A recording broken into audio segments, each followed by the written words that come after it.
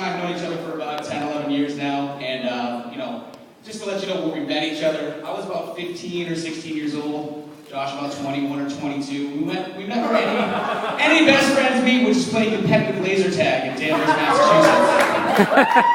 So, you know, even though I found a new best friend, you know, later in life, I still experienced a lot of, you know, kind of firsts with Josh. Whoa! What? Whoa! Whoa! Wow! Wait a minute. Anyway, no. For example, the first road trip. You know, we were right now getting into the kind of, again, I'm going to call myself on being a dork, competitive laser tag thing where we actually went to a regional tournament in Rochester, New York. And my road trip consisted of running about 500 miles with two strangers that smelled and weren't very smart. Thunder and Teddy V. Now, on this first road trip was actually probably like my first time trying alcohol. Now, Josh is not a bad influence. I was just trying to hang with the big boys, so I didn't really like the taste of beer or hard alcohol at the time, so my first experience was drinking Mike's Hard Lemonade in sky blue out of a bathtub filled with ice cubes. So that was that.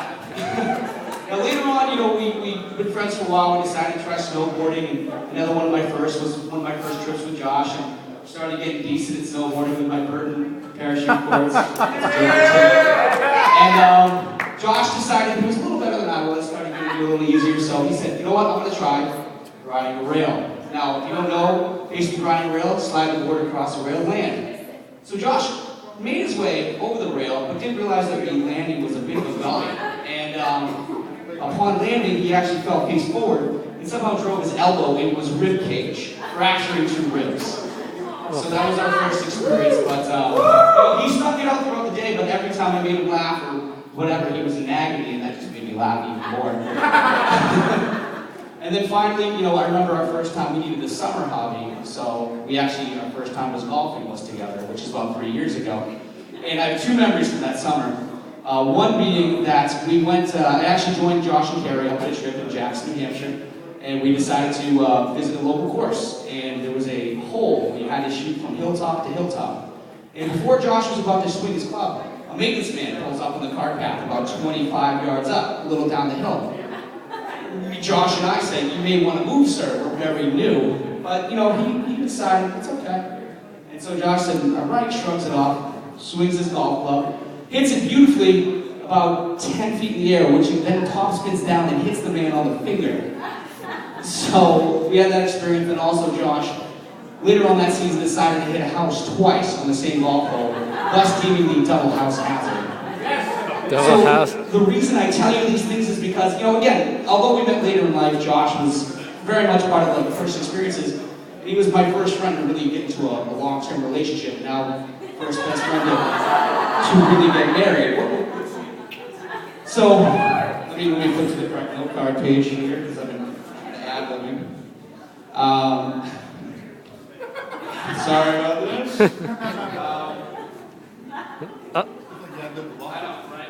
So, basically, you know, I was friends with Josh about a year or two. He met Carri at a mutual friend party, and, you know, took a while, you know, got to know Carri more, and ever since then, I've seen their relationship develop, grow, and mature into where it is today. I mean, the two just love each other with all their heart, completely meant for each other. I mean, if you don't know Carri, she's incredibly beautiful, very intelligent, basically strong, confident woman, so successful in everything that she does, whether it be at her job or she makes an awesome buffalo chicken dip and you decide to watch football after. Very good at cooking. So she's, you know, they're deeply in love, they're just meant for each other, and she just understands who Josh is and just embraces it. I mean, Josh, at times, if you know him, he can be a bit grumpy. Just a bit. You know, whether it be something that happened on the drive home or work, but, you know, when Josh tells a story, she'll listen, she'll embrace, she'll listen and just completely engage herself with him and understand where he's coming from. There are also times when Josh can be a little bit goofy.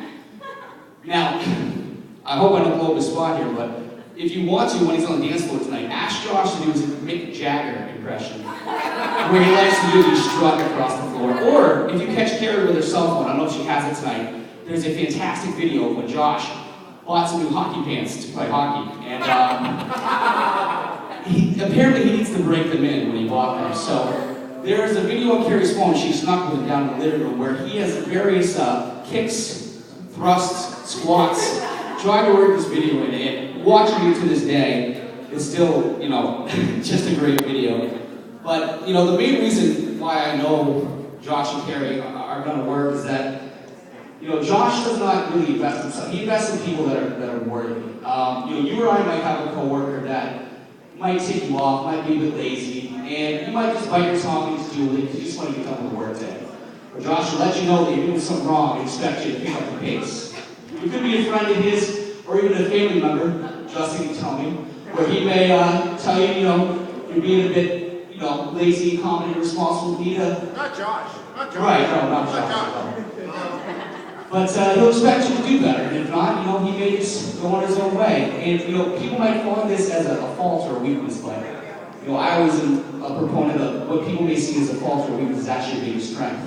This being because Josh only really pays attention to people that are worthy. So everybody in here, you're on a good list.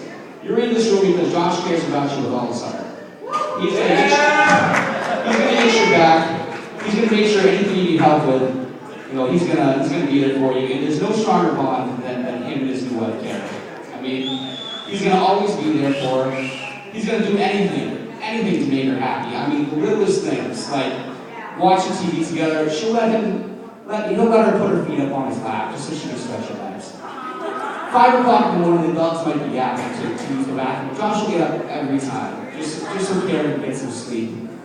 And things like, at Bruins games, because they have season tickets, Josh always uses Carri the aisle seat just to make it easier for her to get in and out. I mean, just the littlest things that just make them work together.